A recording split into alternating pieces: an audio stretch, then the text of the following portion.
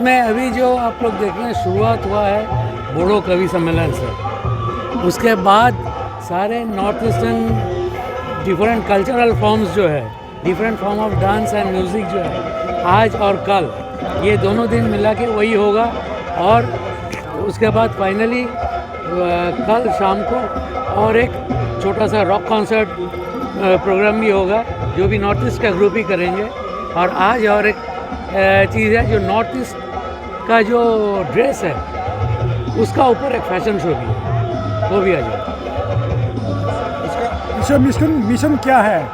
Mission क्या है आने वाले दिन में? इसका मिशन यही है कि अभी हमारा पूरा देश भर में आज़ादी का अमृत महोत्सव जो चल रहा है उसी का तहत हमने इन लाइन विद दैट ये नॉर्थ ईस्ट फेस्टिवल जो दिल्ली में भी आप लोग नॉर्थ ईस्ट फेस्टिवल होते हैं, नॉर्थ ईस्ट फेस्टिवल को हमने पहली बार इधर लाया। और एनटीपीसी जो कि एक सर्वभारतीय कंपनी है, पैन इंडिया कंपनी है, and NTPC Bongaigaon north east में ओनली प्रेजेंस है थ्रू एनटीपीसी बोंगाईगांव। तो हम वो फेस्टिवल को इधर हमारा एनटीपीसी प्लांट में नॉर्थ ईस्ट फेस्टिवल इधर से चलेगा। Thank you ji. थैंक ভাৰতৰ আমাৰ সকলোৰে মৰমৰ শ্ৰদ্ধাৰ আমাৰ প্ৰধানমন্ত্ৰী নৰেন্দ্ৰ মোদী ডাঙৰীয়া আমাৰ ভাৰতৰ স্বাধীনতাৰ ৭৫ বছৰৰ এই বছৰটোত আজাদীকে অমৃত মহোৎসৱ বুলি এটা প্ৰগ্ৰাম তেখেতে ঘোষণা কৰিছিলে। আৰু সেই প্ৰগ্ৰামটো সৰ্বভাৰতত বিভিন্ন অনুষ্ঠান প্ৰতিষ্ঠানত বিভিন্ন কাৰ্যসূচীৰে হৈ আছে।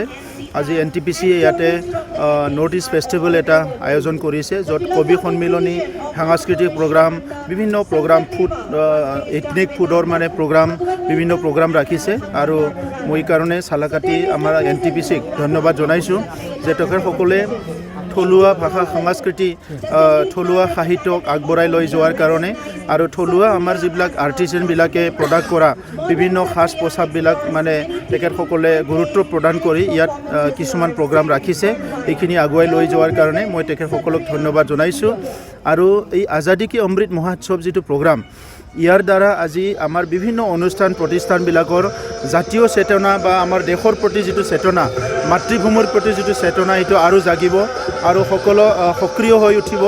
আৰু সেইকাৰণে প্ৰধানমন্ত্ৰী ডাঙৰীয়াই আজি ভাৰতবৰ্ষখন আগুৱাই লৈ যোৱাৰ কাৰণে ভাৰতৰ প্ৰত্যেকটো জনগণৰ মাজত প্ৰত্যেকটো অঞ্চলত এই আজাদী কা অমৃত মহোৎসৱটো আয়োজন কৰিবলৈ যিটো এটা ডাঙৰ এটা পদক্ষেপ ল'লে, ইয়াৰ কাৰণে প্ৰধানমন্ত্ৰী ডাঙৰীয়াক মই ধন্যবাদ জনাইছোঁ। স্যাৰ, হ্যান্ডলুম সেক্টৰৰ পৰা যিটো গামোচা এটা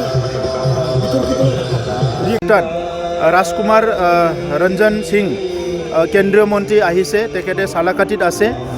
আজি বাক্সা জিলাত বাক্সা ডিষ্ট্ৰিক্টখন কিয় এছপিৰেশ্যনেল ডিষ্ট্ৰিক্ট হ'ল ইয়াৰ ৰিভিউ লোৱা হ'ল।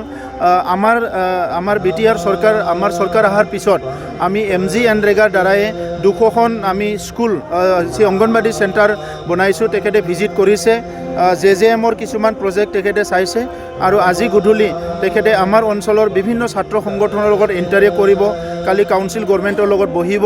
আৰু তেখেতে আমাৰ অঞ্চলখন কি কি সমস্যাত ভুগি আছিলে মই কথা পাতিলোঁ। মই মুখ্যমন্ত্ৰী ডাঙৰীয়াও ক'লে, চবে ক'লে যে তাত এনেকুৱা নহয় য'ত গামোচা মানে অফিচাৰে এইটো লিখাতে ভুল কৰিছে। গামোচা, আৰণ্যাই, বাজৰা, য'ত যি জনগোষ্ঠীৰ যিটো আছে সেইটো তাতে ল'বলৈ তেখেতসকলে কথা পাতিছিলে। মই 3জনমান কেবিনেট মন্ত্ৰীৰ লগতো কথা পাতিছোঁ। কিন্তু অফিচাৰসকলে কি কৰে, বহুত সময়ত নেগলিজেঞ্চি কৰে। আৰু সেইকাৰণে আজি অসমত এনেকুৱা সমস্যাবিলাক হৈ থাকে। সেইকাৰণে মই অনুৰোধ কৰিম যে বিষয়াসকলে ছ'চিয়েলি ক'ৰবাত কিবা এটা প্ৰব্লেম আহিব পাৰে, এই কথাবিলাক ভাবিব লাগে। কাৰণ অসম বুলি কোৱাৰ লগে লগে ইয়াত বিভিন্ন আমাৰ যিটো আছে এথনিক কমিউনিটি, বিভিন্ন ভাষা ভাষী, আমাৰ জনজাতীয় জনগোষ্ঠীয় বহুত মানে আজি গ্ৰুপছ আছে। সেই সকলৰ যিটো ভাষা সংস্কৃতি, সেই সকলৰ যিটো পৰিচয় অস্তিত্ব, এই কথাবিলাক আজি সকলোৱে চিন্তা কৰাটো ভাল।